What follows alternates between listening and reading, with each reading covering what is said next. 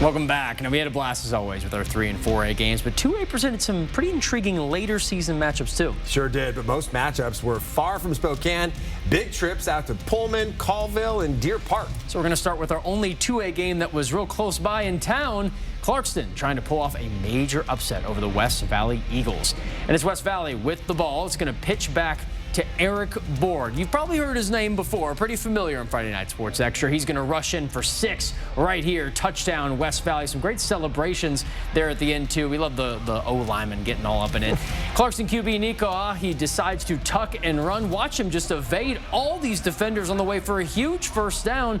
Still just a one-score game. Bantams can't capitalize there, so the ball goes back to the Eagles. Nathan Zettel on the QB keeper, finding a seam down the left side, spins out of a tackler, cuts back across the field. Watch him keep running. He's going to go all the way to the end zone, 84 yards to the house. One of the longest offensive plays we witnessed all season. Of course, a touchdown for West Valley. And these Eagles used that 14-0 start to finish 35-0. West Valley's record up to 5-1. They're 3-0 in league play. Clarkston, well, they're on the opposite end, 0-4 overall and 0-3 in league play. I was afraid I was going to get trampled by the Eagles bench on that play on the sideline. East Valley gets past Colville 32-14. That gets the Knights to 500 overall, drops the Hawks their first loss of the year. And Deer Park is having one heck of a season. A quietly good year. 35-14 win over North Central, up in their record to 3-3. But how about 3-1 in 2A? They're only one back from West Valley and have still yet to play them. North Central still winless in GSL play. And we wrap the real tight game south in Pullman. It's the Greyhounds coming away with the win over the Pirates, 19-16. Both teams now 2-2 in league play.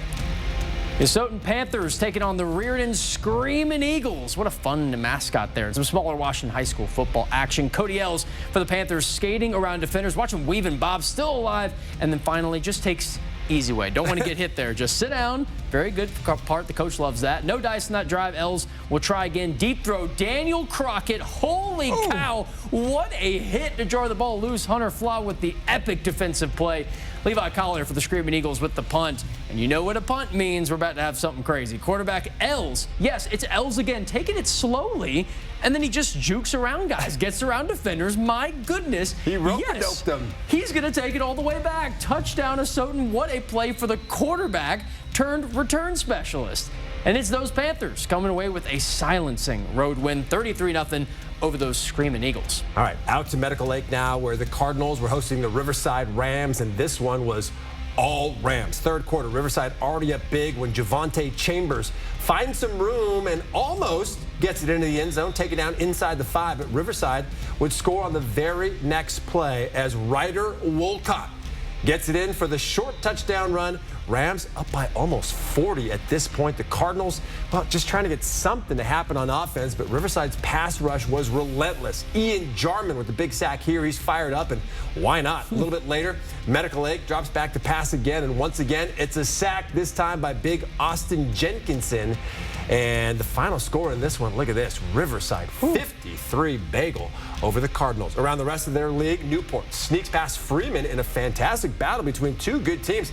A little bit of a surprising result there, huh, Jack? Yeah. 41-40, and Colfax keeps their perfect streak going. They're 5-0 now after a 32-21 win over Liberty.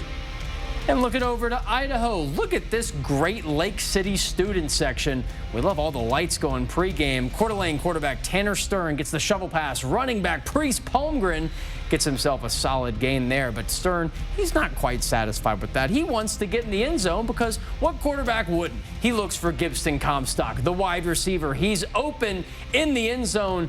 Gets that one in for the score. First half is all Coeur d'Alene. Comstock, he said, 1 touchdown's nice. You know, we love that. But how about a second touchdown? He gets his second score of the half, getting around defenders. Look at him dodge 2 guys, 3 guys into the end zone.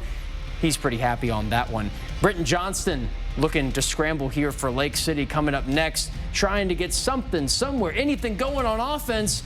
But he gets hit hard. Does get a little bit much, but not too much going there. Big hit by Stern coming up here. Look at him rolling ahead. Coeur d'Alene is up 19-0 at the half. And Coeur d'Alene is pulling away with the win, 33-12. final, getting the Vikings over 500, keeping those Timberwolves at 1 win this season. All right, how about this? My alma mater, Moses Lake, crossing the border to take on the Post Falls Trojans.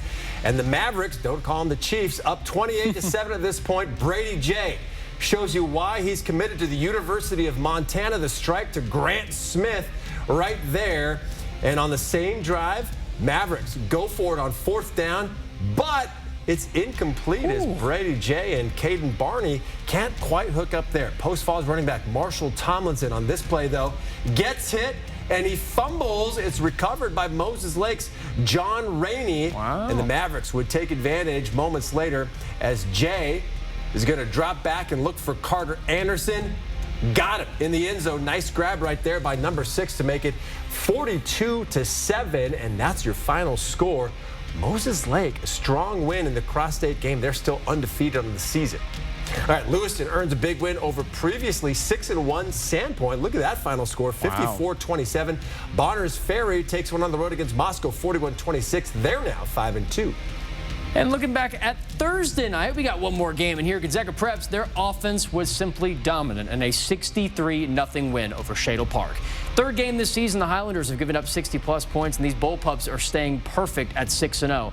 Sam Kincaid, I mentioned this fact last night, was ridiculous. He threw 4 touchdown passes on 6 total completions, 7 attempts. One of his most efficient nights ever. G-Prep's defense held Shadle Park to only 5 first downs and 100 total yards even. The Bull Pups next host Central Valley. Highlanders coming back to One Spokane Stadium, but they're going to be the visitors against Lewis and Clark. But now it's time for the best part of the show every week. And this week, oh man, it was pretty hard to decide. Yeah, we're going to shift